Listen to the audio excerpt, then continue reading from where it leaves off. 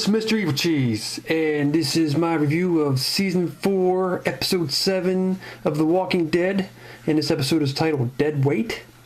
And, well, I started last week's review by talking about how unexpected the governor seemingly turned into a better person seemed to be, and also how Rick and the group could react to this kinder, gentler governor.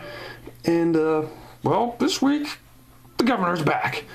And, now what I felt at the end of the 5th episode, I kind of feel that again, seeing the governor look at the prison.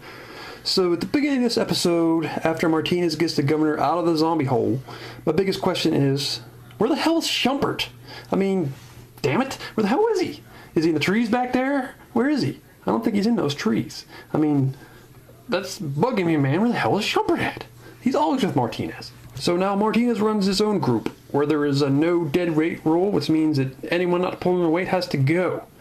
So then I started to wonder, is that what happened to Shumpert? Was he just dead weight? I don't think Shumpert's dead weight. Damn it, Martinez. And Martinez told the governor that he had to be in charge this time, not the governor. But you can tell pretty quickly that the governor doesn't want it this way, or he's just not liking this setup. And he definitely doesn't want to live in a leaky trailer. He wants a damn mansion! A mansion fit for the governor! Damn it! Now the cabin scenes were pretty cool and creepy when they go out on the supply run. It was pretty suspenseful horror elements thrown in there, with all the headless bodies with the signs on them. And then walking through the dark cabin was pretty creepy. You just hear that banging sound, not knowing where it's coming from. And once they see what's going on, kind of wonder where that second walker popped out of. I guess he was just kind of like standing in a dark corner and just kind of jumped out. Like I think they call those ones lurkers, the ones that just kind of sit there and are quiet until they're ready to strike. So I guess I was one of them. But it's just like, I didn't think there was anything else in there, and all of a sudden another walker jumps up and attacks. I'm like, what?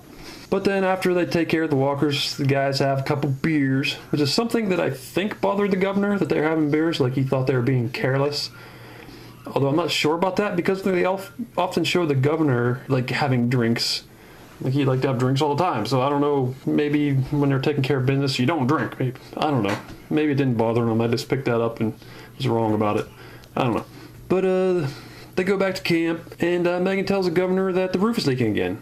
And I'm not sure what the trailer roof is leaking. Like, is it leaking the bright sunlight of the bright sunny day that they're having? I'm not sure. But it's leaking for some reason. And before the governor could fix the hole, Martinez invites the governor to come take part in his old pastime of hitting golf balls into nowhere. And here the answer to the biggest question is revealed. Shumpert is dead! I mean, what the fuck? You can't kill Shumpert! You know, I don't believe him. I think Martinez is a dirty liar. Shumpert is still out there somewhere. He's somewhere, he's waiting, and he's shumping. Shumpert will be back, I'm telling you. And then after that, I guess there's another big reveal. The governor is still an evil, murdering son of a bitch! Okay, maybe that's a bigger reveal. But just a little bit bigger than the Shumpert thing. And as soon as Martinez offers him the some of the power, governor flips out and hits him in the head with a golf club and drags him into the zombie pit. While Martinez is relatively quiet, at least during the dragging.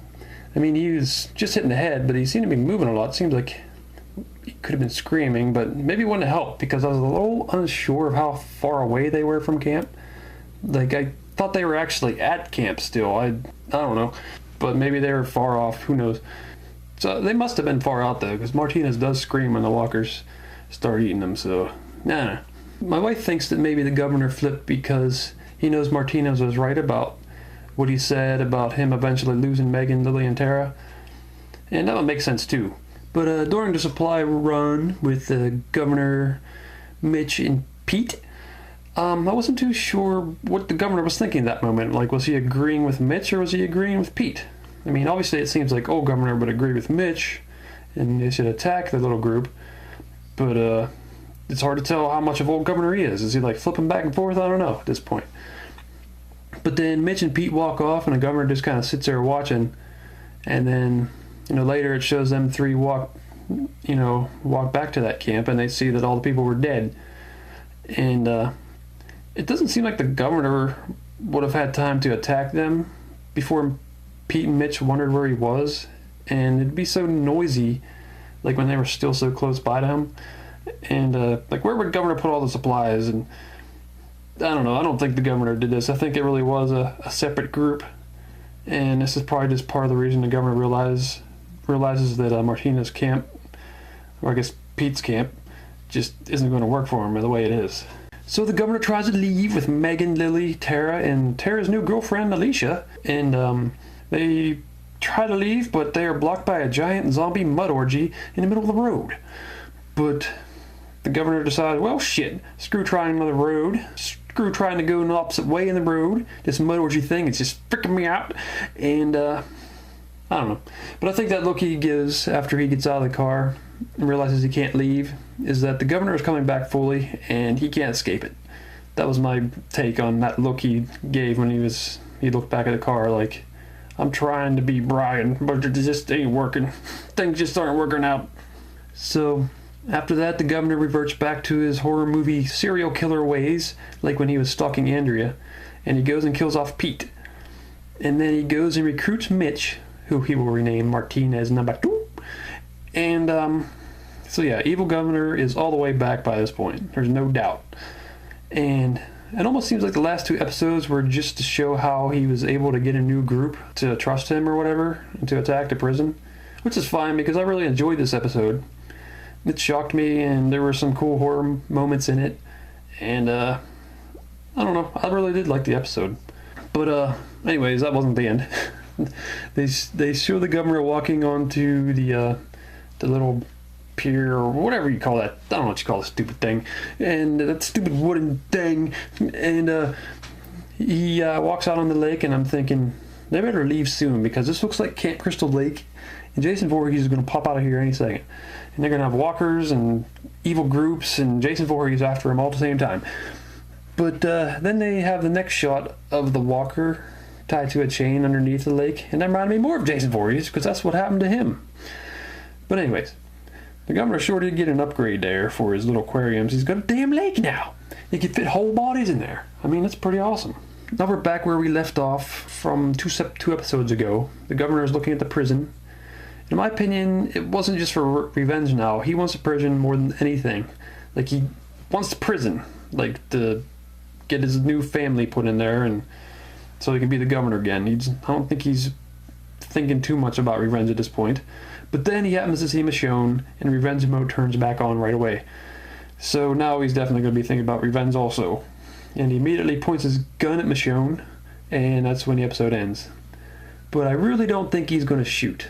I mean, there's a chance maybe he'll shoot, but I really think that would be stupid. And I think he's smarter than that. He's going to go back to his group, and he's going to convince them that they need to take over this prison, and they'll attack. But I'm wondering if he'll give orders to, like, keep Michonne alive or something, because it seems like that'd be a little hard to explain to them. Like, there's just one girl there, you should keep her alive because of some reason. But I don't know, I'm sure he could do it if he needed to. He could explain it. He's the governor. But this also shows that he didn't really let go of the governor's old grudges. It seems to me that everything he was when he was the governor is still there. So burning his picture of his family, it didn't do anything. The governor's all still there. So I did really like this episode a lot. The jump back and forth that the governor's having in his head seemed a little strange. Like, why did we go through that? But I still liked it. And but now next week is going to be the mid-season finale, and I don't know what to think. I don't know who's going to die. I mean, someone's going to die, I assume. I just hope there's no one I really care about.